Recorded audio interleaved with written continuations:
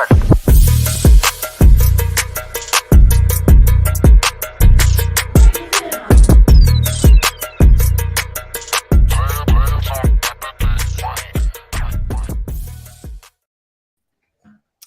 going to be a good show when Lifetime Dan's already in the chat, Cody. It's going to be a great show. I get to see Lifetime Dan in person, but I was thinking we haven't seen him in the chat in a while. She's been busy. He is busy. He's busy at Lifetime. He actually, I sent that. I'm not judging on a semi. I sent that to Cody, Lifetime Dan, that you. So he shared the progression in the Lifetime group, and I sent it over to you. And Cody realized the image was all funky, right, Cody? Yeah, my stuff was all messed up. So I thought you did that on purpose. All you did was point out a flaw. I thought it was artistic. If it gets people to click. Cody, before we start, I have a big announcement to make. Is that okay? You going to introduce the guest first? No, I'm going to introduce our new thing no, for the team. You're not allowed to say anything about any announcements ever. Oh, man. We got Ed Getterman back. Yeah, but Cody reached out in our Slack group. He's like, look, we got a big announcement. Please don't say anything. And I was like, I told him I already. The fact that you didn't look to see if I did it was surprising. No, I was like, all right, well, whatever, Yeah. Anyway. Par for the course. Anyway, good to see PK. PK, by the way, loves the show. He said I was messaging with him. He loves learning. That's what I like about PK over there. Corey, I haven't figured out what I like about him yet, but I'm glad to have you. Trish the Dish. That's my gal. Trish, sauna time after the show. Sauna's cooking. Come over after the show. You know her? You know her, Ed? She said hi, Ed. Oh, no, I think she's just being polite. See? She's the first one to say hi to Ed. Hi, Trish. Let's talk about it. Ed is our second ever return guest. Is that accurate, Cody? Yeah, I think Kat Cerrone was the first. That was only like a part of a class. Fantastic improvement, which was awesome. We're going to watch Ed. You're coaching a full class again, correct? Roger that. Roger that. Cody, do your thing. Yep. So just to recap, you are prepping for your level 4, and you've already got that scheduled, right? When is it? June 27th. June 27th. Coming up. And that is fast approaching. We got like just over a month here, and you and I were talking offline, but even last time before too, you told us I am dedicating just about everything, all of my time, energy, resources, all of it for the next 6 months to get ready for the level 4. And to be honest, like that's kind of what it takes, right? Like you got to be serious about this thing. Yeah, it's I booked it in. I think it was right out in early January. So I've it's been on my list for 6 months, or it will have been 6 months by the time it gets here. And fast approaching. So taking advantage of some of the resources. What else have you been doing outside of obviously coming on the show to get level 4 feedback from the level 4? Yeah, I mean, I think there's been a couple of things. So first of all, 2 of the things I would really recommend to anybody there are 2 relatively new online courses that HQ has put up within the last year, Coaching Fundamentals and Teaching Movement, and they are both really good. They cover a lot of the same ground, but they're just really well done as far as, you and I were talking about so there's people who have been coaching CrossFit for a long time. Maybe over time they've drifted away a little bit from the fundamentals of how CrossFit HQ wants a CrossFit class to be run, like the official, I guess, for lack of a better word, way to run a class. And watching these it's good stuff, but it's also a reminder of how you want to pass the level 4. This is the way you need to do this stuff. So it doesn't mean you're not a good coach if you don't want to do it this way necessarily. It just means if you want our seal of approval, this is the way we want to do it. So they're really, really quality. And I think I would encourage anybody, like, I don't care how you're not too good to watch to do the coaching fundamentals course. You're not too good to do the teaching movement course. I promise. They're really good. So those are a couple of things I've done on top of just, making sure I know I could jump out of bed in the middle of the night and recite the points of performance for this, that, or the other, stuff like that. And so, like, if you're watching those courses, if you just Google CrossFit online courses, you'll find all of these here. But you said it was the teaching movement and the coaching fundamentals are the ones that you've done. I mean, to be frank, I've done all of them, but those are the two that I really think have a lot of carryover to what I'm currently pursuing. The running a class, the tell, show, do, check system, and coaching one point of performance at a time, and that kind of stuff. It's very valuable. And before we kick this one off, I want to recap with some of the previous feedback that we gave you. So I went back, I watched the old video, I wanted to see what feedback that we gave you based on that one. And then that way we can kind of see what to look for this one. So some of the feedback that we gave you last time was your whiteboard brief, right? We talked about just being, more intentional with the whiteboard brief right at the very beginning versus kind of spreading things out throughout the warm up and the beginning of class. We also gave you, let's see here, spend more time in a specific warm up, your static positions, and trying to keep everybody engaged. And then at the very end there, filling that dead air, that space with just all the information that you've got in your head, right? Like I just want to brain dump all of my information, everything that I know out onto the class, just because I don't like that dead air.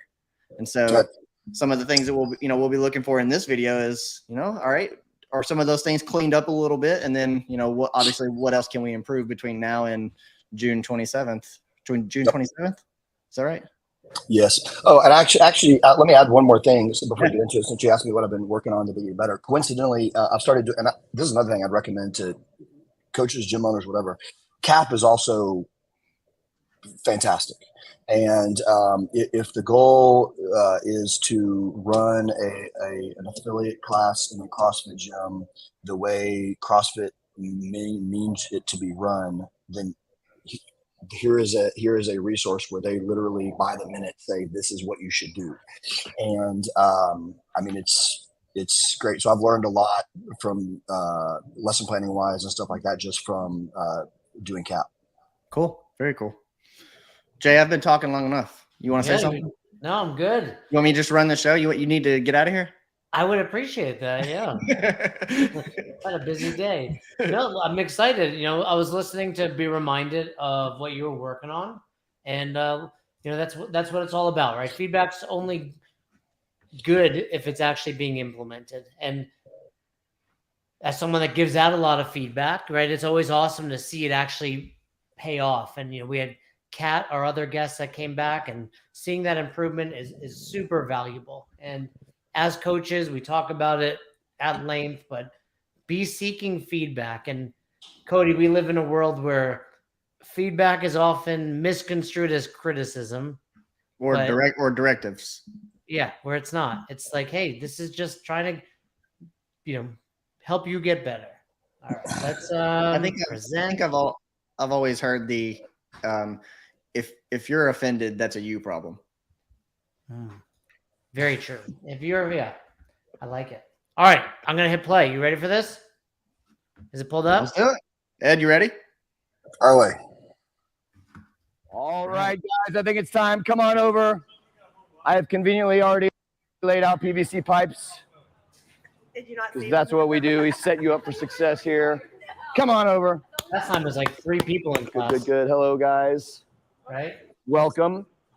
All right. Let's chat. So first of all, I have to tell you something.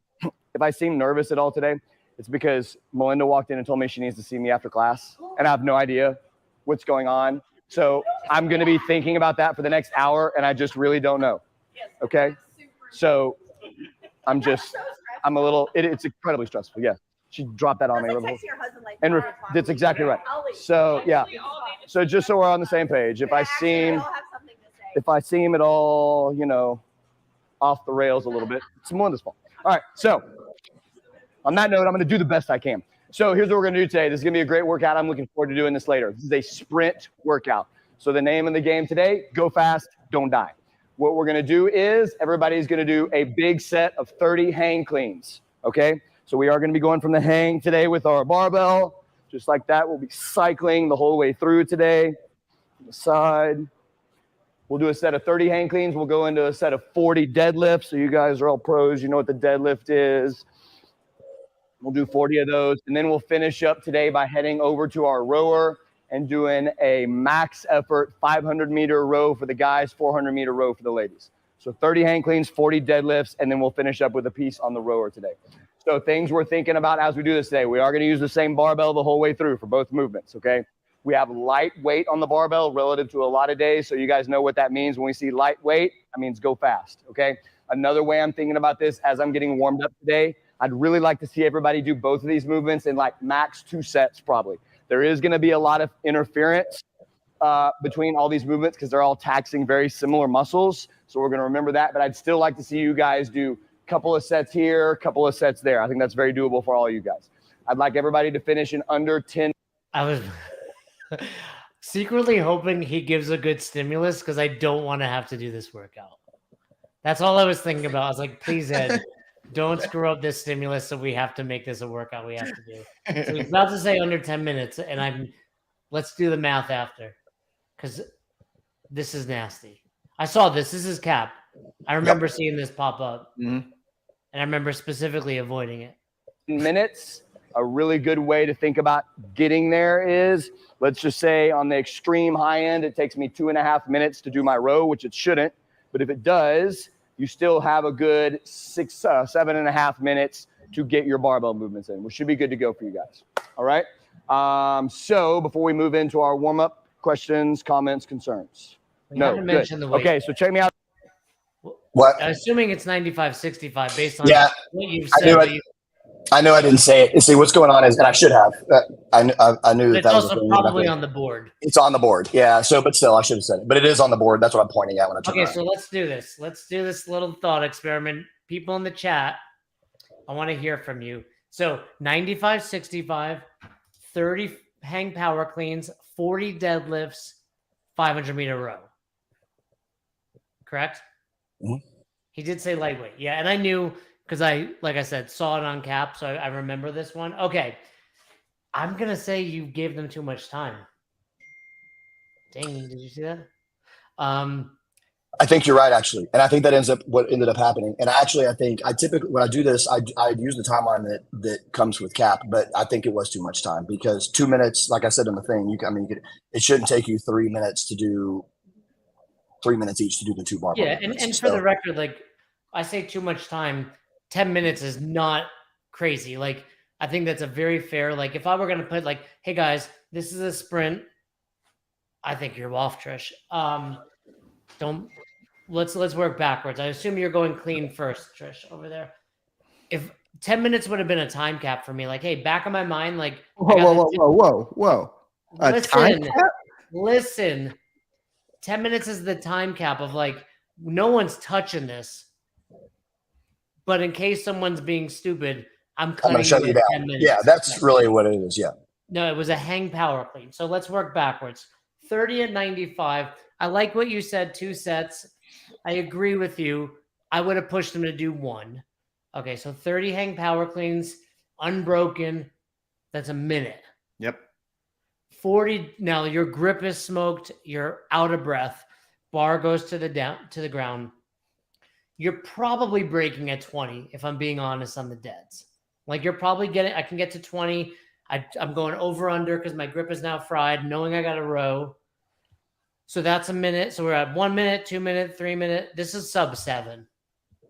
I think I got to go back and look at my time, but I think I did it in about 5 minutes. And I think you're right, because if we, the row, like you should be able to, a relatively, I'm not going to say relatively, a fit male should be able to row 500 meters in 2 minutes without much difficulty. And then each of the 2 barbell movements, 3 minutes. I mean, yeah, I think 5 minutes is not. 5 minutes is blazing, for the record. I think Cody, we doing this? I think 4 minutes is blazing. I think 5 minutes is Yeah, I agree with that. As long as you choose the right weight and you're able to move that barbell, like you said, I think 5 minutes, even when your lungs are dying, I think you can manage. I think the key to the workout, honestly, was the hang cleans, because you need to be able to bounce clean the hang cleans, Yeah. really quickly. Let's do this. If we get 10 people in the chat saying they'll do it between now and Thursday, Cody and I are in too. Deal? Deal. I'll do All it. right. I mean, it's 5 minutes. Come on. This one, your lungs are gonna bleed. Yeah, my lungs are bleeding on the last one. Did you not watch that video? I didn't, to be fair. But yeah, anything that ends with a 500-meter row is like this is a mistake. We shouldn't be doing this. Your body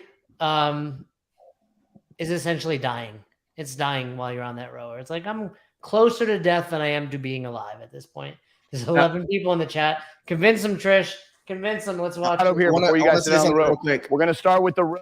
For Ed, I like the way that you kind of snuck it in there for the row. You said it's not a 500 or 400 meter row. You said it's a max effort row, which I really like. Yeah, because that sets the tone of whenever I get to the rower, I need to sell out. There's no pacing when you get there. It's just I want to get there and do it. And you kind of snuck it in there just a little bit, but those are the types of things that help set the tone for the class at the whiteboard, right? And you're not having to repeat yourself constantly. It's like I already said it right here at the beginning. I need you to go fast. Yeah, I found over the years, I think these short workouts are really the hardest workouts to coach a lot of times, because it's, the greatest adaptation between the ears thing is 100% accurate. So to get the right stimulus out of workout that's meant to take 5 or 6 minutes, a lot of times takes, it's not the physical part for people. It's the pushing themselves to the limit that requires to do it in the amount of time we want them to do it in. So let's get some volume back. Yeah, let's do it. Look, Corey said he likes it. All right, Corey, you're in. Everybody's going to go ahead and turn your monitors on. The first thing I want everybody to notice as we're getting into this is we're going to look for the thing on your monitor, the display piece that says S/M strokes per minute. We're going to be using that a lot today. That's just a measurement of how fast you are physically moving on the rower. Not necessarily how fast the rower is moving, how fast you are moving on the rower. It's like your cadence. So we're going to be paying attention to that. So everybody go ahead and grab your handle. Sit up nice and tall. Whoa, Kaylee's got an awesome rope burn. That's awesome. Good for you. All right, sit up nice and tall. Let's make sure our hands are out at the edge of our handles. A nice light kind of fingertip grip. So just holding on to the handle. All right, good. What I'm checking out here are your shoulders in front of your hips. You guys are all looking pretty good except for Jeremy, we all know about Jeremy. All right, so I'm going to call the pieces here. Remember, I'm going to say legs, body, arms. You guys are going to work with me, and then we're going to go the reverse. Do not get ahead of me. Here we go. This is your starting position. Ready? Legs, body, arms, arms, body, legs, legs, body, arms, arms, body, legs. 3 more. Legs, body, arms, arms, body, legs. Good. Keep your hips behind your shoulders. Legs, body, arms, arms, body, legs. Kaylee Williams, bring your elbows down a little bit. Legs, body, arms, arms, body, legs. Okay, what I want you to do right now is you're going to go for 15 strokes on your own. Pay attention to that stroke rate piece. Keep your stroke rate between 18 and 20 strokes a minute. Do that 15 pulls. Go. I like this. Cody, what do you think is the ideal strokes per minute? Pieces of the stroke, though. There's no answer to that question. I think it depends. There's a follow-up needed with how far are we going, right? Well, for me, it's a power thing. It depends on what it's paired with. If I've got lots of reps of 225 power cleans coming up after this, I'm probably going to ramp my stroke rate up and just go with a faster cadence and less power. Versus, I'm a small dude, so it's like for me to hold 18, it's every ounce of power that I've got in my legs, which means if I have to touch a heavy barbell after that, I'm screwed. Yeah, I mean, I happen to agree with Trish here. Like 24 to 28. If I'm going longer, right, maybe a little higher, lower damper. If I'm going shorter, maybe a little lower, like somewhere in that range. But yeah, there's certainly more factors, like you and Ed said. Now, if you're doing calories, what's the comp? The semis is going on? Yeah, semis. It didn't, which only one? No, there's two. I think Africa and Northeast. Yeah, the Northeast in Orlando. Cool. All right. You know what I was thinking though? Here's a couple things I was thinking, Ed. And first of all, let's go back to the feedback. I think your whiteboard brief was fantastic. What do you think, Cody? I think that was a not saying it, not a big deal. It's on the board if we're in class, right? And that's easy. Hey, don't forget to say. If I were to give you anything, I'd be like, next time, just read the workout. Hey guys, we're doing read, right? Like, cool. But I mean, I think you set the stimulus pretty solidly. No, I was watching the time too. I think the time was good. The only piece of feedback I have on the whiteboard brief is I think you could have demoed a smidge better. You check the boxes like I demoed the movements. Here's what we did, but like here's what I really want this to look like. Maybe even have a barbell out and nail those demos right at the gate. Yeah, I consider that as he was doing it because I think you caught yourself talking through those hang power cleans and then you turned, but you did shut it down. I think, yeah, if I had to give, I agree. If I had to give you a pass or fail, I'd give you a pass, but I would say like it could be better for sure. And Ed's box, Twin Bridges, is in Waco, Texas. Cool. Push it a little bit harder through the pedals. So the other thing I was thinking is, well, two things I haven't addressed either. One, is this the most ideal setup? Because you're traveling quite a bit. Yeah, so I'm going to answer. I mean, in a perfect world, is it? Maybe not. What I'd like to do if I was coaching rowing, I think the best way to coach rowing is to have people in a circle, and I stand in the circle. But because of the way my gym is, I think this, especially for this workout, because what will end up happening is during the workout, they'll rotate their barbells to face the wall so that everybody has a rower and then a barbell. And they each have their own little lane. So given the rectangular layout of my workout, yes, I mean, I think this is the ideal way to do it. For me, I'm not saying those aren't that you might prefer a different way, but for me, this is the way I like to do it. I'm just thinking, again, I'm thinking about the level 4, thinking about what's going to set you up for success for coaching. And right now, when I say go, I want you to stick your hands. We're focused on the rowing, but it's so far across. It's not as far as you think. I mean, there's the fisheye lens thing makes it look okay. I get what you're saying. The fish, it does make it look, but I'm just thinking, like, think about the workout. It's not multiple transitions, right? It's like you finish there. So even if I finish all the way over here and I had to go here, like, is it that big of a deal once? If it was like 5 rounds, just something to consider. This workout specifically, bar goes down, we never touch it again. Could all of the rowers have been like 5 facing this way, 5 that way? Again, you know your space better than we do. Just something I would consider. The other thing I was going to bring up was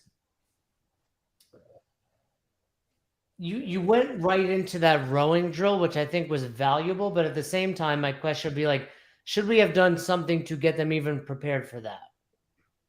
Was that what the lesson plan was from Kat? Yeah. Immediately on the rower and. Yep. Okay. Interesting. I don't know. What do you think? I think this is I guess you could do it. There's a million different ways it could be done, right? I think the rowing warm up is the warm up, right? I mean, we're warming up for the rower by warming up with the rower. I mean, because what I don't want to do is in the spirit of no wasted reps, I don't want to put people on a rower and say, okay, everybody row for 2 minutes or whatever. I want to be controlling the narrative. You know what I mean? Yeah. No, that's good. That's valuable. Just something I was considering. I'm like, all right, I walk into class, he briefed me, and now he's got me legs, body, arm. I'm like wondering if like how I would feel doing that. Obviously it's a row, it's unloaded, it's light, right? Like, but yeah, just something I consider. Okay. We're going to do one more set of warm-up reps. We're going to do 10 squat jumps like this. What I'm really focusing on is jumping really hard so that at the very top, I've gotten my hips as forward as I possibly can, all right? 10 squat jumps, go. Hips all the way down.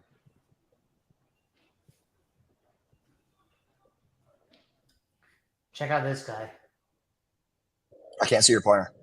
Oh, you know what's funny? Let me just draw a corollary to that. This is Jeremy. This is the guy you'll remember from the last video I did. This is the guy that I've known my entire life who is only 50% like present in any given situation, including in my gym. So, yeah. This is also the guy that was on the phone during the warm up. But yes, it's the same guy. But let me be clear. This guy's going to be at your level 4. Right? Yeah, it's a challenging thing, right? As a gym owner, friend to this guy. I mean, yes, I listen. I recognize it's. Yes, I'm picking up, putting down. Believe me. I'm just saying, like, it's not going to be Jeremy. It's going to be, there's dude at this box that doesn't pay attention. And I can tell you, hearing about the level 4, I've never seen one, never assessed one, but from what I hear, it's like, cool. I don't give a shit. This guy's in class, right? Like, that's what we have to remember as coaches. Trust me, and I get it. Everybody has that dude at their box that they're just like, this Jeremy dude does his own thing. But I would encourage you, even if you're not doing it, like, what would I say to this guy? What would I say to that guy? Yep. Well, yes. I mean, you're right. Find a spot on the floor. It doesn't really matter where, as long as you can see me. We'll dial in where we're going to do our workouts coming up.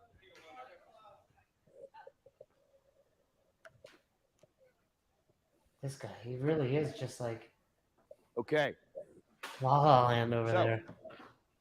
We're gonna warm up our deadlift. Check his emails. Now, Corey, once in a while I gotta check an email during a workout. Cleans, and then I'm gonna have you guys get your barbell out. We're gonna load. You don't check the emails I send you any point in the day, especially not in the middle of a workout. Put your hands on the barbell, just outside your hips. You can use your thumbs to make sure you're a good width. Good. Next thing we're gonna do is actually narrow your width a little bit. Grip. There you go. That's good. There you go. Yeah, that's good. Okay, now this is your grip. All right. Now everybody jump up and down a few times and stop. Good. This is where your feet are going to be. So this is your starting position for any of our lifts, most of our lifts. Okay. Now here's what I want you to do. Check me out. I'm going to have you send your hips and knees all the way back. Trace that barbell all the way down your shins to the very bottom right here. Okay. When get to that CS, let's just watch a little bit. Same as you, Matt. Go. Now, hold right here. Ashley, lift your hips up 1 inch. Good. Well, Ashley, Wade, drop your hips 1 inch. So here's something else that you have this set up so we have barbells, but why do we have people back here? Yeah, it's awkward. I recognize there's not an ideal there's not an ideal way to do it, just given the layout of my gym. I mean, in a best case scenario, I would lay it out as a big square, and there'd be different ways to do it. But and I'm open to suggestions here. But what you also don't see is the camera is on the wall, so like there's not a lot of room this way. So I don't have a lot. I don't have a lot of room to maneuver as far as and I've tried it a million different ways. And what you'll see in the workout is they will adjust for the workout, so they're all in a line. But and so I've tried this kind of deal where we did the warm up one way, and then when we get into the workout, we move, have them adjust. But I mean, I have no answer. It's the gym is laid out the way it was when I bought it, and I do the best I can with it. Yeah, I mean, again, I think for the workout itself, they turn 90. It's a pretty nice setup. Mm-hmm. I would tell you, not knowing the exact, what are these, 3x3s or 4x4s? No, they're 4x3 maybe, or 4x5 or something. I don't know. Oh, they're not square? No. So I think you back these rowers up so the tail end's inside the rig. You flip the other half around, and there's still space in between them. That might be a way to do it. Yeah. We can. You're going to bring your elbows straight up in the air, okay? I want that barbell coming directly up your shirt. So it's going to look like this. Ready? Go. Okay, here we go. Ready? Send your knees back a little bit, Kaylee. There you go. Go. Good. Ready? Watch this woman. Go. Yeah, black. Good. Ready? All right, watch. Go. See how she's already pulling? Yeah. Just be aware. Again, this is like going back to, you got one guy, he's out of here, Jeremy. We'll talk about him. But just being not like, it looks like you might see this. Let's see what happens. Good. Okay. Now we're going to move on. We're going to throw those elbows under. Those are the types So of what things we're we need thinking to about be this able to time see. is jumping as hard as we possibly can off the ground. And at the very top of that jump, I'm going to get my elbows under the barbell as fast as I can. And what I'm thinking about is using the weight of the barbell to pull myself underneath it. So it's going to go like this. Ready, go. We'll finish right here. Okay? Here Muscle we go. clean, Ready, right? go. Good. Stand up. Ready. Muscle clean. Finish standing up nice and tall. Narrow your feet just a little bit, Rachel. Go. Big jump before you throw your elbows, Ashley. One more time. Ready. Go. Better. Good. One more time. Ready. Go.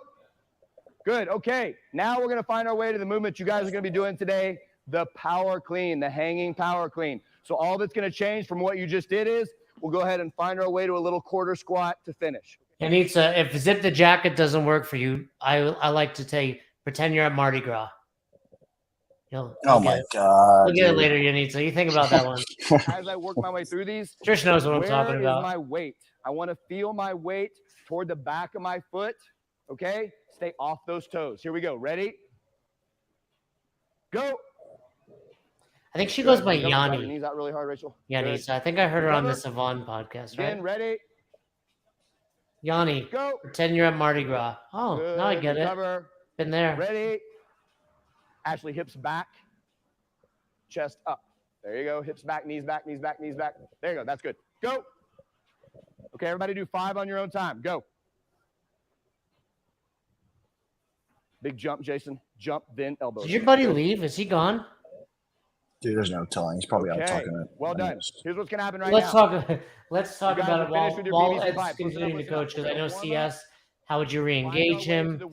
Can I say one thing before you say, because I'm curious let me say what I would do if it was what I should have done and what I would do if it was another person. If I was in a different gym, there are gentle and ways you can say, hey man, I would basically walk over and confront is the wrong word, but I would not let it fly. If I was coaching a class, if it wasn't this one dude who everybody just kind of knows is a fruit fly, I would, you don't want to be rude, but I would say, hey man, mind if we take that call after class, or if you need to talk on the phone, can you head outside, or something. Something is the answer. It doesn't even really matter what it is, as long as it's something, I think. Yeah, and and to be fair, and like you said, this is your buddy. Like, it's weird. Like, your friends treat you with the least amount of respect, and my guess is he doesn't even realize he's being disrespectful. That's 100% right. He does not. No, he does not know, and it's just his personality. He's very eccentric is not the right word, but he's very just. I don't even know it. No, I hear you, and yeah, we don't know the whole story. I mean, first of all, maybe he's having an emergency, right? Like, we've all had those. Like, I gotta keep my phone, my kid this, my wife that, like, etc. Point Well, being, he is. He's a veterinarian, and so he's a large animal veterinarian. So he does, but whatever. I would still make the argument that, listen, there's nothing going on in the world that you can't wait an hour to deal with it, but still. Well, you never, right? Emergencies. But point being, This is for everyone else too. Like, it's rare that it's a doctor on call, right? Like, if it is, I'm like, cool, do your thing. Step out when you need. I think to address CS, to address who else said something? I think it was Corey. Aloof. Trish, you're right. Aloof is the word. That's where I'd be like, hey, dude, we're buddies. Like, I know we've known each other forever. We've been through it all together. When you're in class, I don't think you realize members see how you're acting, and then other members might act that way, or they look up to you. Like, stroke their ego a little bit. Man, you're fit. People look up to you. I get it. You're a doctor. You're on call. Outside of that, can you just be a little more present? He's also the guy here. I'll tell you, he was here this morning, and we're doing a cap workout this morning. We have squat snatches, and the instruction we give at the beginning is, guys, one of the things we're thinking about today is when you receive the barbell, I want you to be able to receive the barbell with locked out arms. If you find yourself having to press out, it's too heavy. And Jeremy will straight up say, I look over at him 5 seconds into it. And I go over there, and he straight up says to me, I know, dude, I just can't help it. I can't help myself. And so, and he laughs, and it's like, all right, you're a grown man. What do you want me to do? Like, it's just kind of so it's just, that kind of thing. Yeah, and they're two very different things, right? Being inattentive is one thing. moving and trying to go hard and making a fall, even though I've addressed it, is another thing. Yeah. But that's where I'd be like, cool, let's drop the weight. Yeah. And it's a balance. It's a balancing act. Like all of this is being said in a bubble for the record. Like there are plenty of times where I'm like, cool, dude, go ahead, do it again. Like there's always like a gray area when it comes to human interaction. That's right. And I would not let him hurt himself. He's right on the edge of like, all right, that's ugly, but if you really, you know what I mean? And it's, and Trish, I would say, let me say, he is not a nightmare member. I love him like as a human. He's just, got his foibles. You thought he was mentally deficient. That's a nice way of putting it. I'm going to steal that. That's how I feel about you a lot of the time. Are you mentally deficient? So that's good. But listen, hey, just stop here. You don't need to come here and then do a little quarter squat. Just go boom, boom. Right there. Yes, that's good. Now recover. So are you having them go from the ground? So you don't have to go they're down on just the ground. Just boom, boom. Yeah, just like that. Good. Yeah, that's great. Good, Ashley Wade.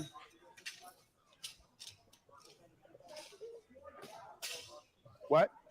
Yes, that's the challenge. Everybody is going to be able to do more on the deadlift than the hang clean. So start with my hang cleans at this So what you need to do is the workout, in a workout like this, where we've got one barbell and one of the movements you're going to be stronger at than the other, we pick the weight that's appropriate for the one we're weaker at. So like, if I can deadlift 200 pounds, but I can't hang clean 200 pounds, then I better not be putting 200 pounds on the barbell. Does that make sense? So yeah, I'm asking though if I do my hang cleans, I can add more weight for my deadlifts. No, we're going to stay with one barbell. It's always interesting the questions members ask. It's like Widen your grip. the same weight. Widen my grip. Yeah. There you go. And narrow your feet a little bit. Cody, There you go. Now go. what do you think? That's good. About? Right now, What do you think about the situation in Ukraine, Cody? What are your thoughts on the debt you ceiling? said it, Ed. You said it. He was off in La La Land. No, I've been watching the whole time. He's mentally irregular. Yeah, I mean, whenever you ask me a question that's not directed at anything, it's like, what do you want to know about here? Here's what I'm thinking that you were gonna say. Why are we not calling these reps out? Like, Well, they're loading. so I mean, I called reps in the warm up, and now they're spending time loading on their own time. And I'm going around and checking with them individually because this is where, I mean, I'm open to feedback, obviously, but this part is after I've called reps and where I've now given them time to load and where I'm going around to each of them individually and giving them advice and, cues and whatnot. well, let me say a couple of things. One, Okay. You say I'm going around individually, but you've spent most of your time right here, That's true. I agree with that. Yeah. right? Partly because she's the one needing the most help. But there's nothing wrong with, all right, guys, we put your PVC down, everybody go grab an empty bar. I'm going to call out 5 hang power cleans. Cool. All right, guys, everybody grab a weight between this empty bar and what they're going to use. 75, 55, whatever. We're going to call out 5 more. We're going to rest. We're going to do that 6 more times. Like, I think in general, people are like, well, we're loading. Why can't I control the loading? Like JR said, right? JR, who's taking his L4 as well. Like, I just think when Cody and I, whenever we see, like, it just seems a little bit, it certainly doesn't look out of control, but it also doesn't look in control. I don't know. I think there's a balance for me between, so this is similar to, I'll tell you this too. This is the thing I deal with sometimes. When we're doing, just for example, there's a strength portion of a workout and it's like 15 minutes to build to a heavy set of 3. Okay, I mean, there's 2 ways I could do that. I could turn them loose and let them do it on their own, which is appropriate for some people because some people want more rest in between sets than others.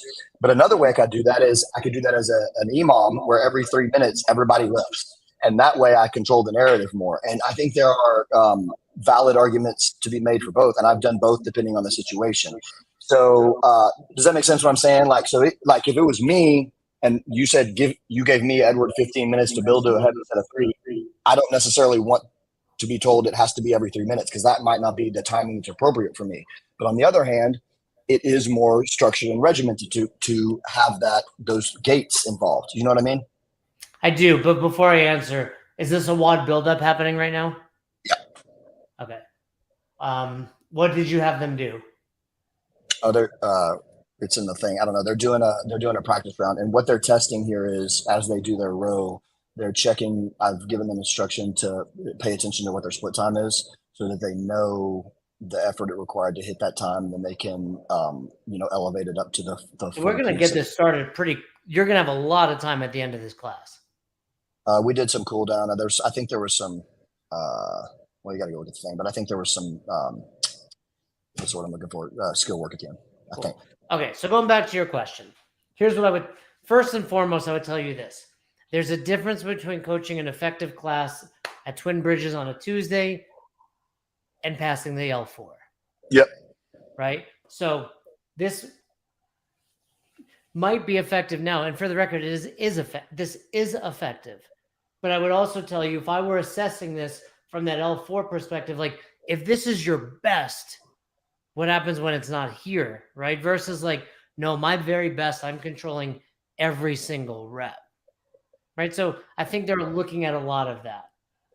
In addition, again, I think this little crew got a lot. I didn't see them getting a lot. So that might be something they're like, hey, not every, we'll see what happens when we get to the workout for threshold training, et cetera. But, making sure that they chose the right weights there. And then last piece to it, only, you brought this up, which is a little, different. Like, hey, you got 15 minutes to work up to it. I would tell you, most people don't know what they need. So let me tell you what you need.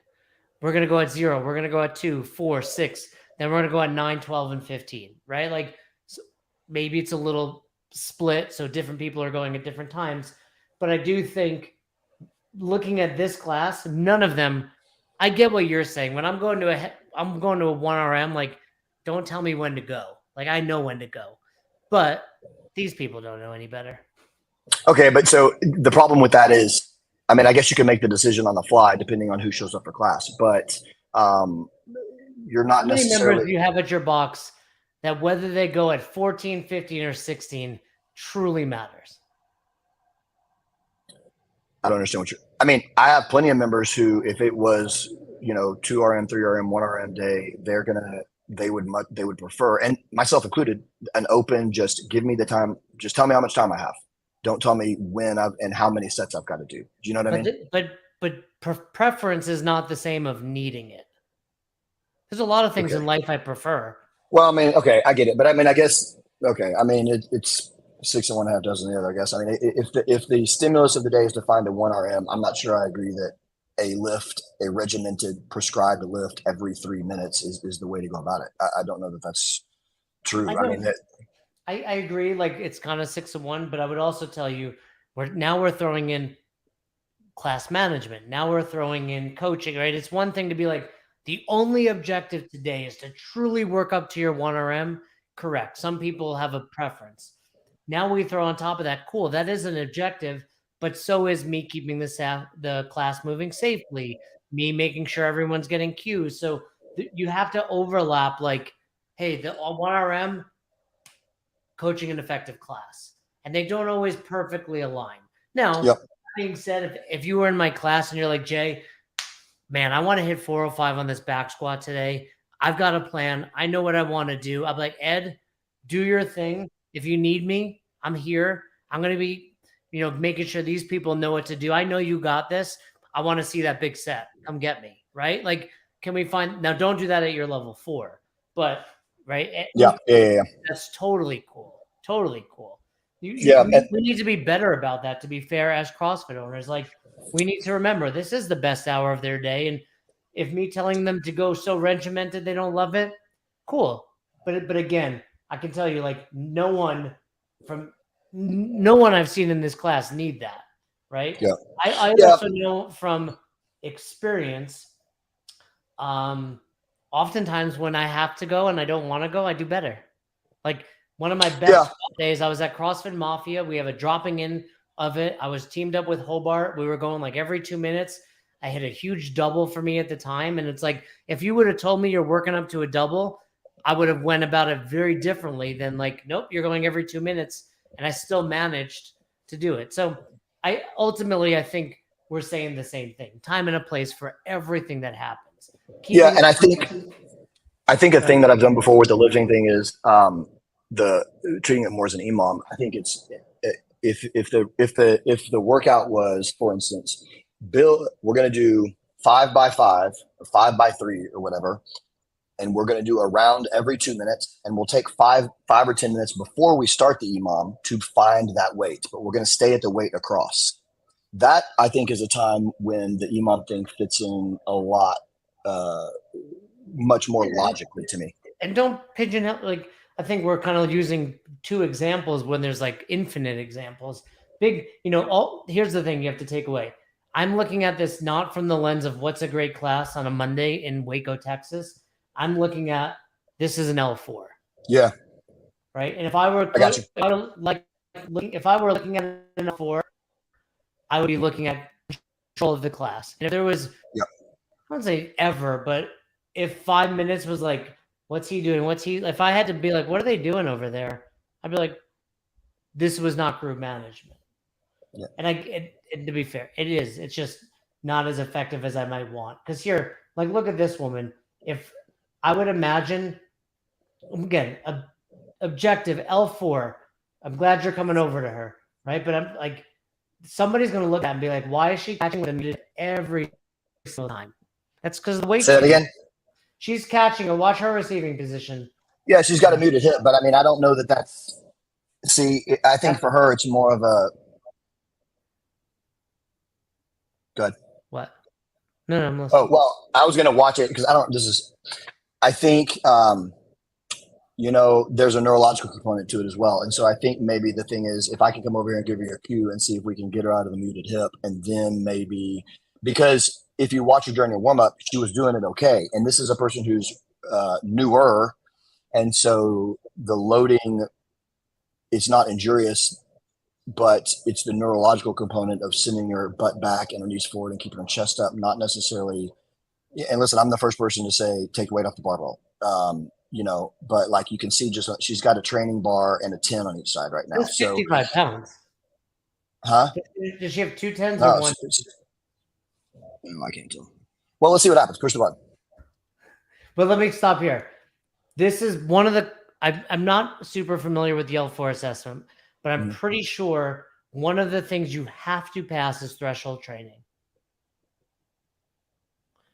This would not pass threshold training. Threshold training is I gave you a cue and you were able to fix it. Okay, so tell me what you mean. I mean, I know what threshold training is, but when you say, what do you mean by that exactly? She's got a fault of a muted hip that she's had for every single rep. Okay. If that does not get fixed, that's a fail. Okay. I don't think she's going to get hurt. I agree with you, Ed. But threshold training, I know you know what it is. You have your L3, but for everyone, it's, hey, if we are making mistakes, but we're able to fix them. Let's see. If she doesn't fix, this is very black. Oh, well, hold on. Can I ask a question, though? I mean, let me ask you, and this is more about CrossFit methodology than this class in particular, but threshold training to me is, okay, point taken. But threshold training is about finding the point where our technique breaks down just a little bit as we pursue, virtuosity at the new weight or whatever, and we stay at that particular threshold until we become bulletproof, and then we add a rep or add a little bit of weight until our technique breaks down just a little bit again, and then we repeat the process. I mean, that's what threshold training is. I think that's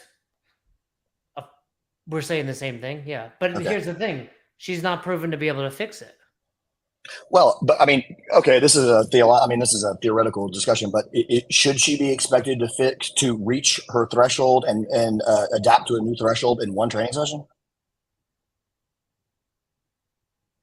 Yes. By lightening the load. She's got to lighten the. Okay, then that's not her threshold anymore. But you're looking at it just the opposite as I am. I'm saying she's beyond her threshold because she can't fix it. And you're saying, but if we go too light, she's beyond her threshold in the other direction. I guess what I'm saying is, okay, so like if I'm, okay, I mean, I hear what you're saying. It is a, and for the record, I don't think Ed is being, Corey says you're being combative. I don't think you're being, I love these. No. Yes, this is what I can talk about this stuff all day because it's because it helps me learn, but also the question is, okay, so let me ask you this.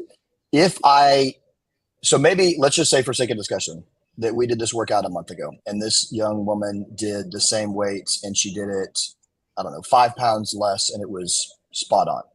So we're doing the same workout again and we've added 5 pounds because she was so good at it last time at the weight she did last time. So we're now adding 5 pounds to increase her threshold, and the technique breaks down a little bit. Okay, if my immediate reaction is to take weight off the barbell to back where she was so it's perfect again, then I have limited her potential to adapt to stress and get better because I'm not giving her the chance to. I mean, so I guess the question is, if I come over to her at a new weight and I say, do this, and she doesn't immediately do it, are you telling me that the answer is, okay, you've lost your chance to try to get better, we've got to take the weight off the barbell?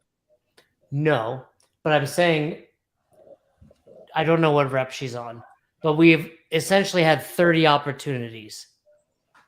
If at the end of 30 opportunities she didn't fix it, it's either we didn't do our job as the coach, yeah, okay, or that makes she's sense. beyond her threshold. Because Okay. you're jumping to, well, take the load off the bar. Here's another option. Hey, slow down. Yep. On this next one, I need you to catch it here. Yep. Right? It's not just load.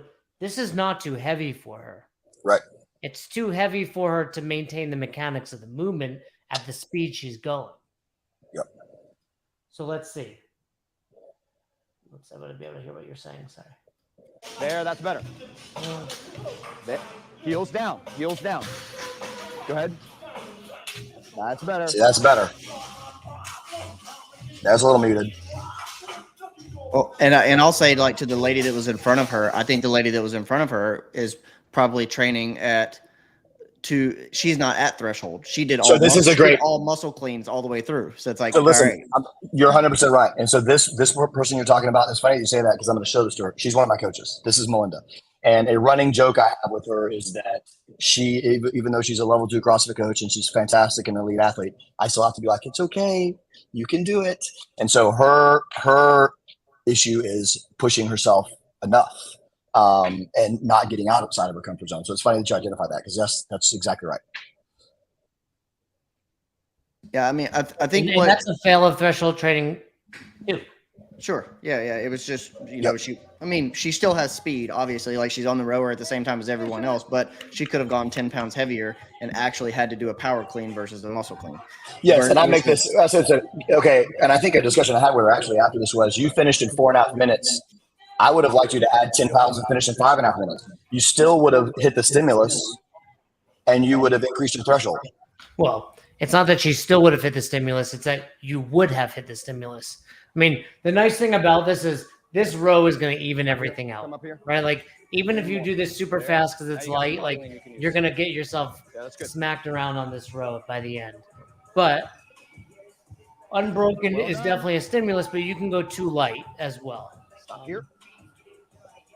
Stop here. So stop right here. There you go. There.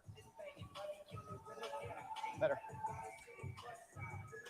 And again, I think this woman was using 55 pounds. I think you're right. I can't tell exactly by that. It looks like there's 2 plates on there. I want to be clear. Like, at no point did I think she was in danger. I'm looking at it simply. If I look at the L4 assessment, I believe threshold training. There's a couple other, like, you have to pass this. I don't remember what they are. But that's where, like, that is exactly, like, for any coach watching, like, that's threshold training. Can I give, like, think about the level 1, technique and intensity. We talk about grace. All right, if someone finishes in 5:30, no rep looks the same, they're a soup sandwich, they did it RX, but they didn't fix anything, that's beyond threshold. Someone that does it in 10 minutes and moves like an angel, that's not threshold training. It's the person that finishes at 4 minutes where you pulled early. Hey, straighten those arms. You caught that one on your heels. Get back on your heels. And we're able to fix it live in action. That's what we're looking for. And I would tell you, like, again, no one's going to be like, that woman was dangerous. But what they would say is, hey, she didn't get better. What can we have done? And I don't know that it's lightening the load. I think it would have been like, hey, stop there.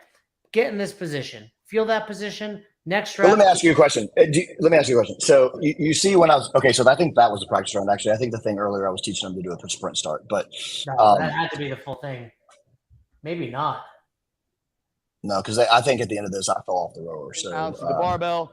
Could you yeah, have rode 400 meters instead of 350 if that's what you did? Whatever. Just If that wasn't, way to go. maybe that was. Go ahead. What were you going to ask, Ed? So this is just again theory discussion here, but okay. So when I was cueing her, I was able to cue her into better position, into better receiving position, and cue her out of the muted hip for a couple of them. So I mean, they were better. I'm not going to say they were bulletproof, but I don't think in my brain the concept of threshold training doesn't mean I'm able to when she's at a new level it's going to be bulletproof. I mean, I think it was better, which to me is the goal. Like, was that better? And are you approaching what we're looking for? And so I guess the question, I mean, really what it comes down to is where are the borderlines between in the concept of threshold training between how much breakdown are we willing to tolerate and what is acceptable as we reach for a new level and try to, drive adaptation. You know what I mean? And so my question would be like, okay, so she improved her mechanics for, let's say, 3 out of 10 reps. But 7 of them weren't great.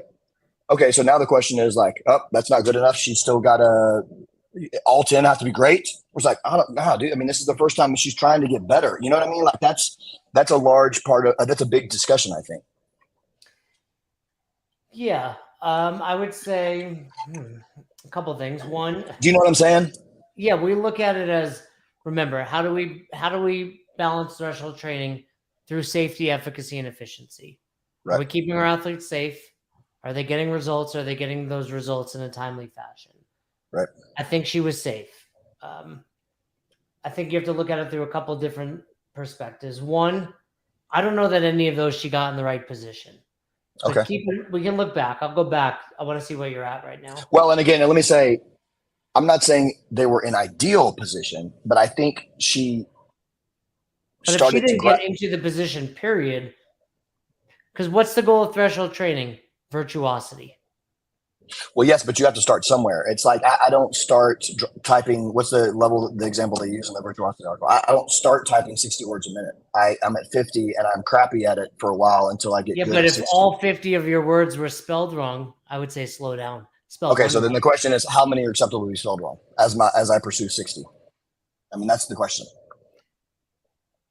How many? What's the error rate that is acceptable beyond which I now know that's too much error? Do you know what I mean? I mean, that's a question. Like, well, let's go back. I mean, it would have to be like, hey, we got to get one right. Like, yeah, I don't think it's a question of how many is acceptable. I think it's like Fern always says. It either is or it isn't. Like, is that rep good or not? It's not, well, they're kind of ideal and kind of not. No, it's either that is where I want you or it's not where I want you.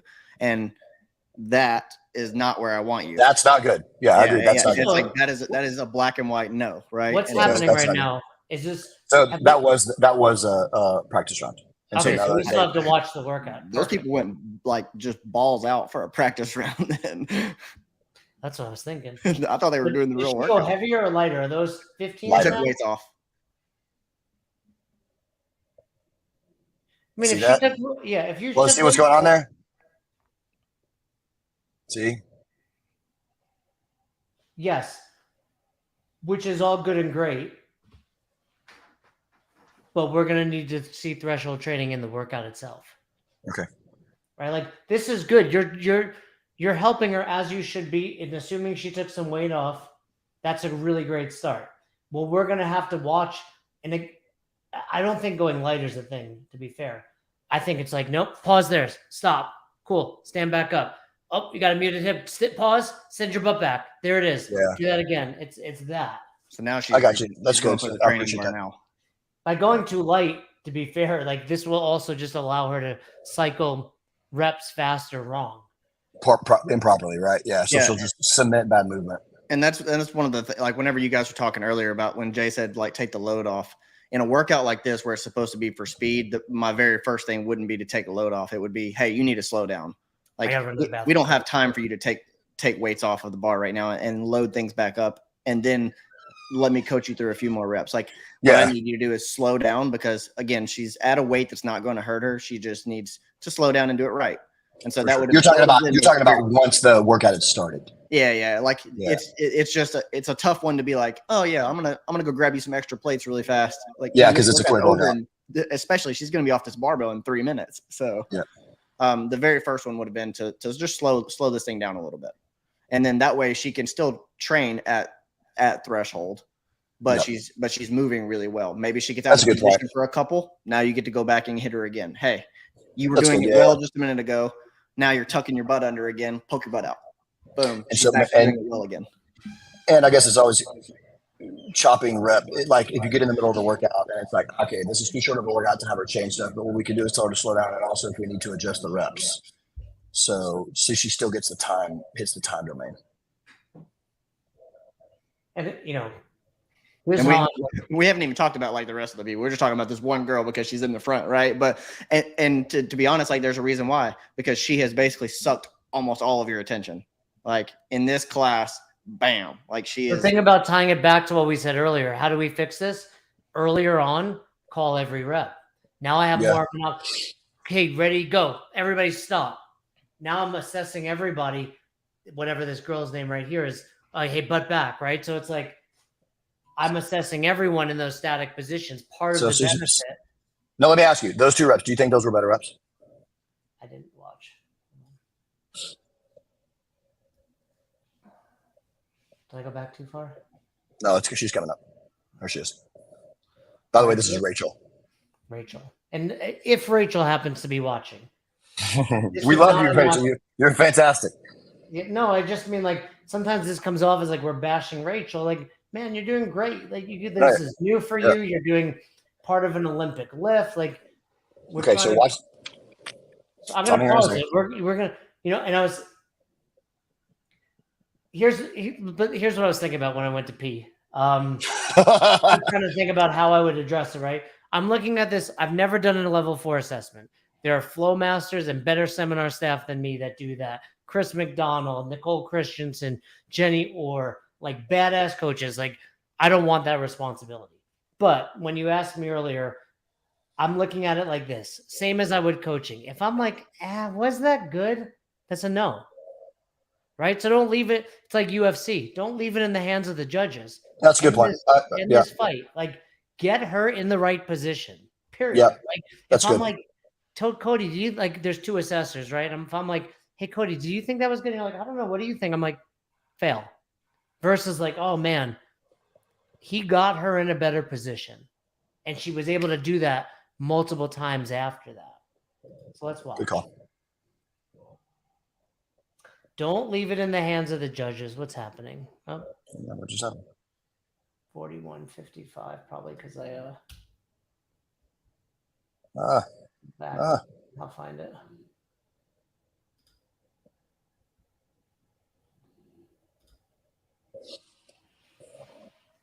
Here we go. All right, let's watch. She's gonna do 2 reps right now. I think she did too. Yes, that's or no? not better. That's not better. I agree with that. But watch. Let's see. Okay. We're both saying no. Also, notice she pulled very early. Yeah, she did pull early. Watch again. Yes or no? That one's better. Yes or no? And yes, it's better. Is it ideal? No, but that's a no. Is every one of your anklings ideal? Yes. Okay. What do you mean? Is any one of my? Of course.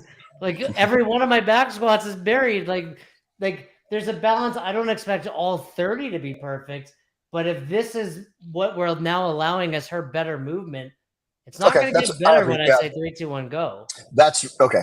Yes, I agree with that. Yeah, I appreciate what you're saying. Yeah, and I mean you're right. I don't mean to be combative, but I mean yes.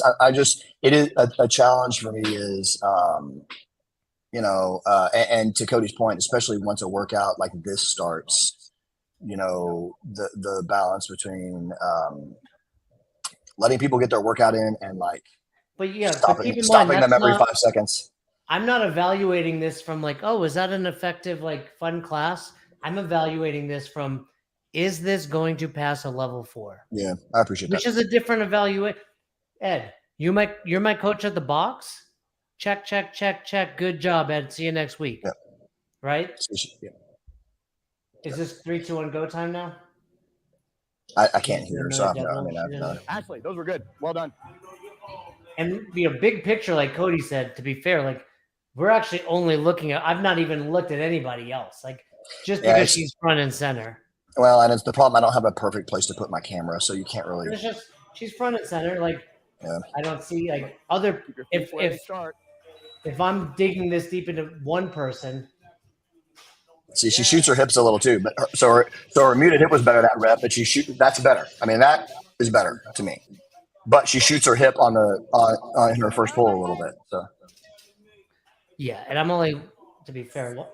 Oh, you know what this is? I forgot. There was a little bit of a strength piece before the workout where we did like an EMOM every 2 minutes on the minute or something. They did a set of cleans. Okay, cool.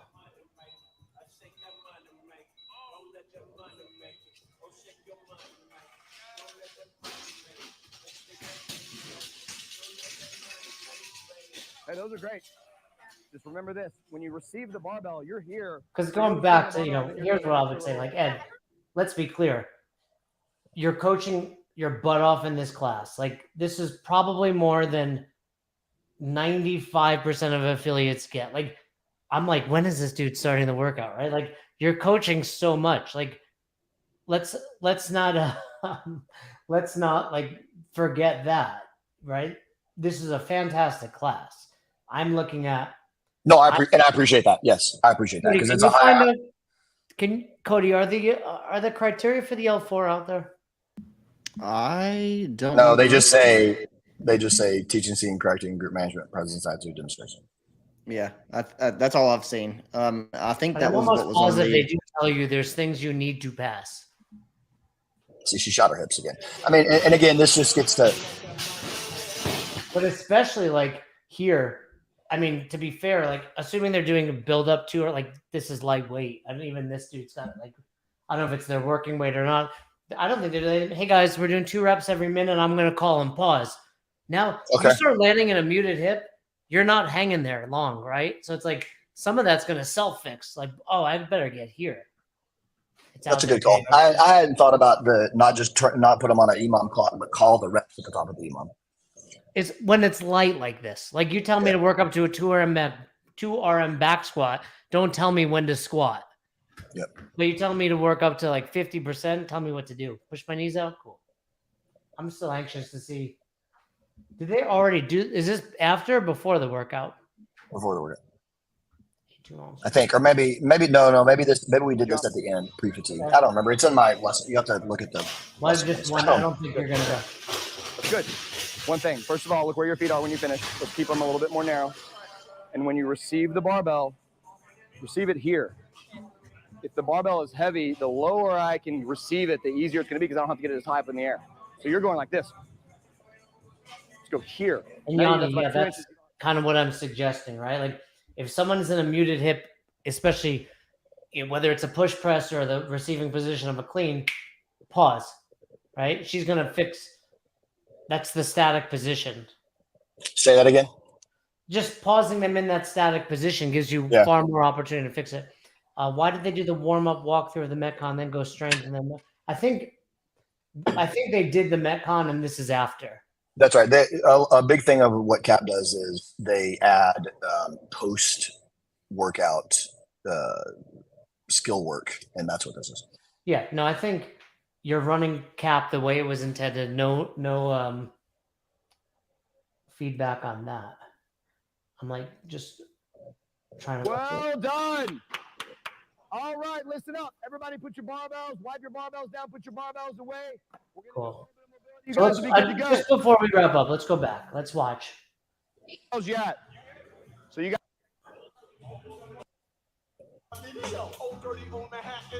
Okay.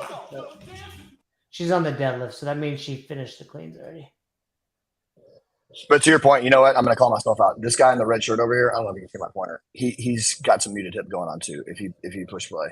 Look, everyone's got faults. Like if we watch anyone coaching, we're going to see faults.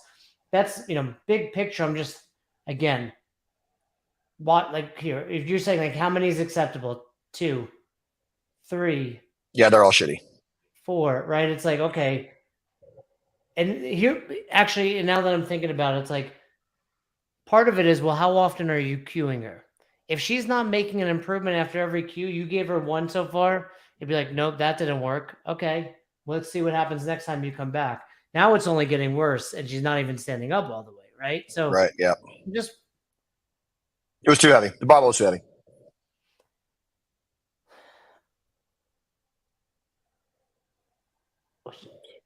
I don't think she did all 30 reps. Yeah, I don't know if the bar's too heavy or she just needs to slow down. It could be one or the other. Or both. I mean, yeah.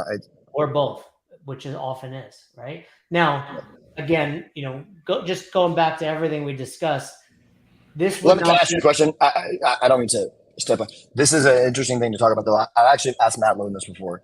In a workout like this, or like Fran, where I want people to be done in 5 minutes, do you still like stop them and cue them and stuff? If it was a 15-minute workout, okay, but this person is like, dude, leave me alone. I don't want, hey, leave me alone, dude. I'm trying to do my workout here. Like at what point do you like, I told them I want to be done in 5 minutes, and I'm preventing them from being finished in 5 minutes by coming over here and talking to us. I would say this: earn the right to be left alone. You've not earned that right because you're not moving right. Okay. Like I am not doing my job if I leave you alone. That'd be like, getting arrested and be like, just leave me alone. He's like, I gotta take you in. Like, you're disorderly. Like, I'm bringing you into, like, just leave me alone. Like, this is my job to clean up the streets. It is my job to clean up this movement. Now, there's one balance to that. And again, going back to it, safety, efficacy, and efficiency. At some point, it's not that that's acceptable. It's that, like, okay, she's not going to hurt herself. Right? So I might let her go. And plus, I got 10 other people I need to manage over here. But if someone's like, leave me alone, I'm like, no. I'm in charge. You want to be left alone? I'm not saying she would actually say leave me alone. I'm just saying in my brain, I'm thinking. No, but there are dudes and girls that are like, no. I'm like, cool. Move better and I'll leave you alone. Right now, you're my responsibility. This is my gym and this is my class. If you get hurt, who are you suing? My fault. Yeah, that's good. Me. So I'm not going to allow that to happen.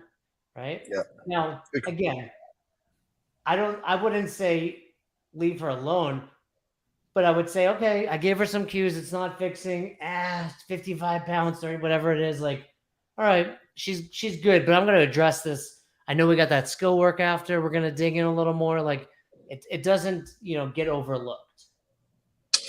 Yeah.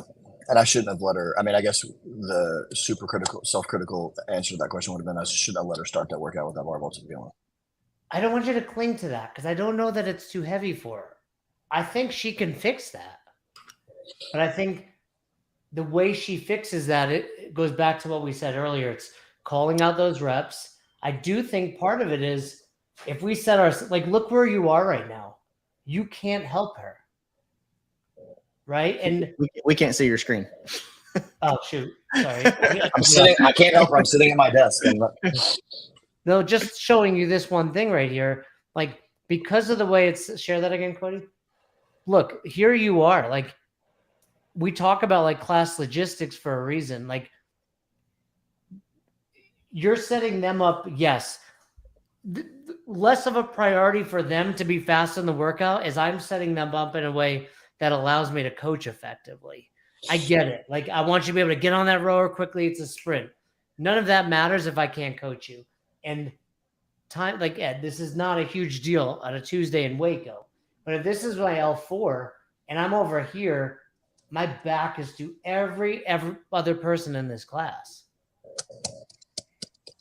So again, I would like, where were you saying you think you're going to take the L4? June 27th. No, where? I am. No, where? And down around Rocket, Conor McGregor's gym. Conor McDonald's gym. Ireland. Okay, so I would be there the day before, or I'd be on his website. I'd be looking at everything. Yeah, I was telling Cody, I'm going to go drop in. As soon as I know what the workout is, I'm like, okay. But okay, so let me ask you this, though. Now that we're at the end here, every time I do this, we talk about the setup in my gym, and the reality is, the rig is where it is, the gym is the way it is, and I had 10 people in this class. What would have been a better way? And I'll tell you that I can tell you just as a matter of measuring tape distance, there is not enough room on the other side of the rig to set people up this way. The only way to get a rower on the other side of the rig is to have it be facing the black wall, I guess. So I mean, I'm open to suggestion.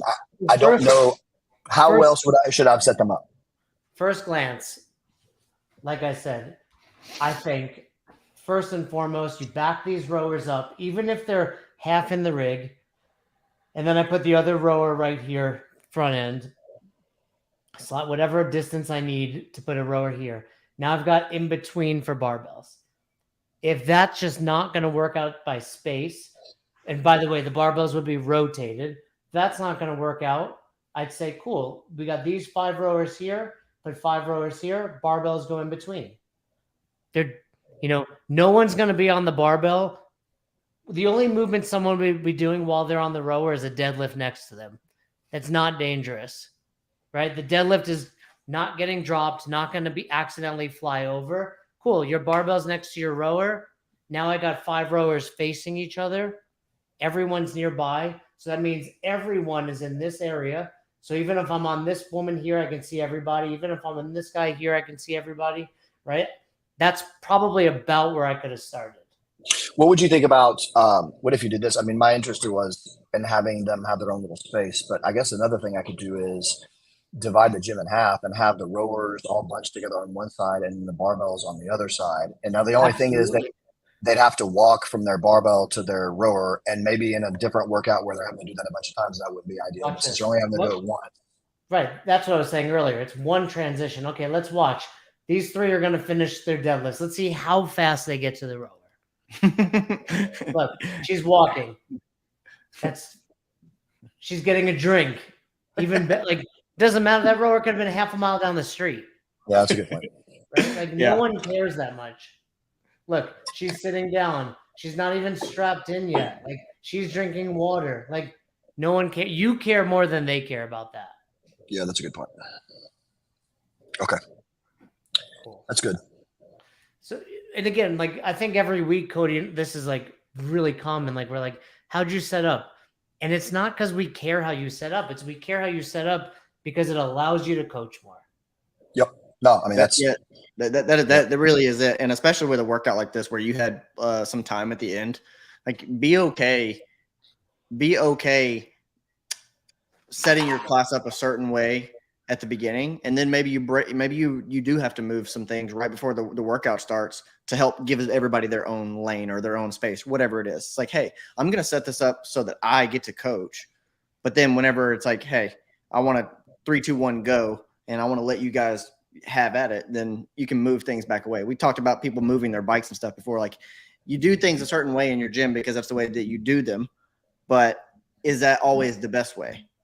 Mm-hmm. You have to always think about it. It's could I set this up? Could I move a bike around here or there so that I get to see a few more people, and then it takes me 5 seconds to wheel the bike back to this other spot? Maybe. It's always worth asking yourself. It's always worth exploring. And every coach does it, right? Because you set everything has a spot in your gym. My boxes go here. My rowers go here. But that means typically I'm right here and now I'm trapped by my fence, or this is the only thing that I can see. We just get in our habits because it's our box. I'm guilty of it as well, right? Even training by myself, I'm oh, this is where I do this is where I do that. And it's I can move that around. But again, always look at it just from, if anybody's watching, they're I want to self-analyze myself. Think about where I'm standing, is my back ever to somebody? How many people is it ever to? Where can I position myself? So for example, on that last one, all it really would have taken is for you to go on the other side of that person. And now I can see everybody still, right? So because you were over in the corner with your back to them, right? Simply going on the other side. Big picture. It's just allowing you to coach more. Like I said, overall, fantastic class. There's a reason no one's passing this level 4. We got to really just be that dialed in. The threshold training, everyone hitting the stimulus is another big one, I believe. which for the record, they did. Like you nailed that aspect of it. Now it's just digging in. Like I want you have 6 weeks. It's a lot of time to really dig in and be like, am I getting them better? Is that closer to threshold training leads to virtuosity, right? Is that, going to get them to virtuosity? Yeah. Yeah, I like that, Dan. Dan, I'm not sure who Gunnar Peterson is. You know who that is, Cody? Who's Gunnar Peterson? I don't know who that is. Lifetime Dan.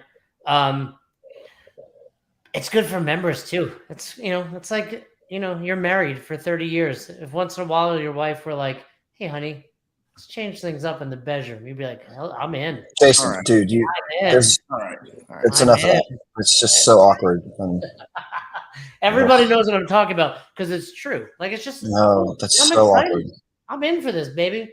Let's go. Right? Same for your This is, members. hey, that was as awkward as those super emo pictures of Fern you guys keep posting on the Best Hour. Who's doing that? Instagram. Cody, is There that was you? a- Are you posting emo pictures of There was Fern? a picture of Fern earlier, like from over his shoulder from behind, and he's like, Oh, I this. did see that. Did Fern get like a photo It's like, shoot or oh something? my It did God, look like dude. he may have paid for a photo shoot. Yeah, It looks like Fern- he went to used to go to the mall and take the picture glamour shots, I think you're gonna have to check the Best Hour expense account and see if Fern has photos that have been Hey, charged. Personal You know what? photographer. If it made Fern happy, I'll sign off on it. Somebody misted him before. So look, It didn't though. Did you not see his face? He I said, did "This see is that. just He my said- face." But he did say he was happy. That's just his face. Cool. Well, Ed, like I said, Jason, when we sign off, can I ask you a question? One question. what when you do take you off do it there. in public? No, you don't. Is it private? Is it about this expedition? Yeah, I mean, I guess. I just don't want to belabor this. No, let's 'cause do I it. have a This is, what, random- this is what they're here for. Like, and again, I don't want anyone leaving here thinking I've known Ed probably at least a year now. The only reason he was invited back a second time is because we like him. I don't take this at all. That's funny, Philip. Well, listen, let me say, I want to say I appreciate it because here's the thing. I love, as everybody else does in the chat board, these people who are watching this for an hour and a half wouldn't be doing this if they didn't love CrossFit. And so I could talk about this literally ad nauseum. And there's just not that many people on the planet that I get the chance to do this with. And so I do legitimately Especially appreciate at this. my level, which I appreciate you saying, Ed. I get it. You don't have to. So this is a random question, but I've been meaning to ask you this. Going back to these, and I'm genuine about this because this is a thing I'm conflicted about. I think I have them up on my other monitor. Here's what I'm pointing over here, but I think the teaching movement and the fundamentals of coaching are fantastic. One thing that I am conflicted by though is, and I think we send a little bit of mixed messages sometimes, and this comes up in CAP too, is they include in these courses and in CAP on pull-up day, they regularly include kipping pull-up progressions for people who don't have strict pull-ups yet. And my thing about kipping is, I mean, and I think we say in the level 1 guide or somewhere else, strict before kipping always. And yet we send mixed messages in this. They have in one of these modules, people who he's taken them through kipping pull-ups. And then he says, if you don't, okay, that was good. But if you don't have strict pull-ups, you're going to do this today. Well, the whole kipping is dangerous for our shoulders. And we don't let people even, and he's, and so I've done this in my gym before because it went against the way I've always done it. Because you're not allowed to even, we're not kipping until you can show me you can do 3 strict pull-ups. And I did it a couple of weeks ago. And I said, guys, it's okay to let's go ahead and practice kipping, even if you don't have strict pull-ups. 2 days later, I had 2 different people come and tell me their shoulders hurt. People who don't have strict pull-ups, but practice their kipping. And let me just tell you, I did it exactly the way they said to do it in the module and in the CAP guide. And so this is a thing, I'm just curious about and everybody does their own thing. And so this is more just a point of discussion. I'm curious what your thoughts are on, I mean, I've literally always made, I just in the last 2 months, I've started allowing people to even use bands again because I think those are kind of productive. So I think the way we, the progressions and stuff that they are somewhat counter to what we say, which is the pull-up progressions are counter often in our official materials to what we say on the other hand, which is strict before kipping. So I wonder what you think about just that topic. Well, I think the misconception is we can only do kipping by hanging on a bar. Practice kipping with your feet on a box. Okay, but hold on. What I'm saying is in the module, they have people get up on the rig and kip. And But are those are people that can't do strict pull-ups? so this is the other thing. He never says, and listen, a lot of this might be going on off camera, and I'm just asking what you think, but like, there's never any, what I always say, guys, if you don't, I mean, as a preamble, don't try this if you don't have strict pull-ups yet. That doesn't get mentioned. There's no like qualification at the outset. And so I just want, I mean, I'm not trying to harp on him. It's very well done material. I'm just curious in an affiliate setup, if you were coaching in an affiliate and you had pull-ups and it was a workout where there was like, it involved a volume of pull-ups that for people who have kipping or butterfly pull-ups, they would do it in that workout. How would you approach that? Whether in your whiteboard brief or in the warm up or whatever, do you let people let's pick a workout. Let's pick any workout with. I mean, Fran, whatever, just a workout that has a bunch of pull, or Murph for that matter. Well, they're different. They're different, right? And we can do both. All right, Fran, it's 21:15:09.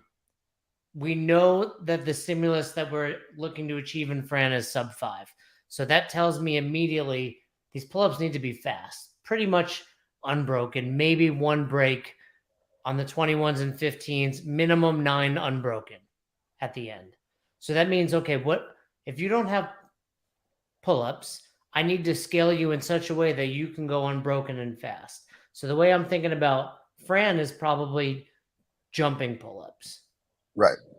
Now, before all of that, all right, guys, today's Fran, there's 45 total pull-ups. If you don't have at least one strict pull-up, as we develop and work through the kipping and as we go through this, you're going to do these with your feet on a box. You're still going to practice your kip. That's the skill development, 50% of the equation. The other 50% is developing the capacity to do a strict pull-up. We don't have that yet. That's cool. So let's work on this skill. Right? That's it. It's like I've set the standard. You either have one strict, and then I'm going to see someone who I know doesn't have one. Hey, I see you doing this. Show me your strict pull-up. I can't do it. Okay, cool. Get on the box like I said. There's always that person. I've met level 1s every week. We're very clear. You must have one strict pull-up. I'm looking at least 7 people that don't have a strict pull-up. I'm like, cool, get on this box. Because like you're saying, there's probably more danger once they get pulling this eccentric plummet, etc.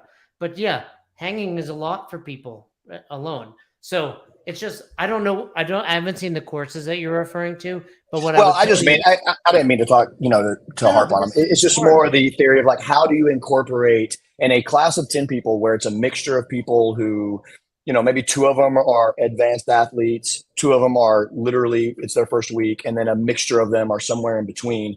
How do you, so we've got pull-ups in the warm-up, and it just comes to the top of my mind because they have this regularly as a progression in CAP.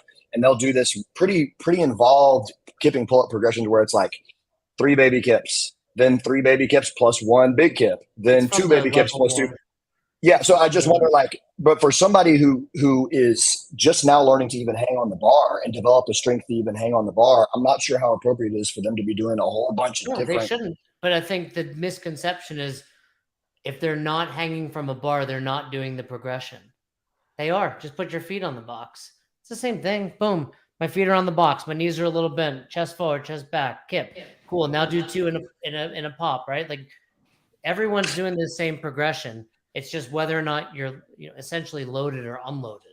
That's good. So just as a class management standpoint, what you would say is before you got into that progression with the class, would you say to them, guys, we're going to go through some kipping progressions. If you don't have 2 strict pull-ups, go ahead and get a box out. How would you even set that up? Something like that. We could dig into it. I'd probably say something like, hey, if you're still working on your strict pull-ups, go get a box out. More so, I probably would know my people and be like, hey, Ed, you're good. Cody, go grab a box. So-and-so, go do this, right? Like partner, like, but yeah, okay. you need to set that criteria off the top. Hey, if whatever that number is, I think 1 is fine. Like better, 2 is better. But yeah, hey, if you're still working on your first strict pull-up, get yourself a box. We're going to do this progression. For the workout, I'll give you your scaling options. You're going back to what you said, Murph. Now we've got 100. They're 5 at a time. So maybe those are ring rows, right? Maybe those are banded. You always have to look at the stimulus of the workout to that scaling option. Awesome. I appreciate that, man. You are welcome. Yeah, I appreciate you guys. You've totally freaked me out. Now I'm going to go have a panic attack as soon as this is over. Cool. Well, if you could do that on air, I'm that would going be to ideal. fail spectacularly in 34 days or whatever it is. Look, But you can't fail your level 4 without trying to pass your level 4. So that's profound. Yes.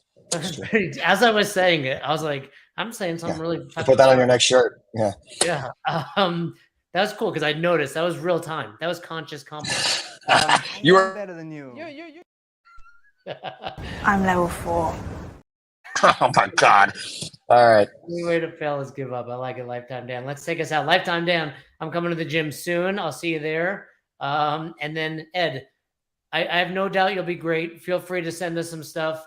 Work on that threshold training, but keep doing what you're doing. You're doing the right things. Like Trish said earlier, let's pull it up here just so you don't forget. Thanks for saving lives. Team Ackerman for life. Thanks, guys. Perfect.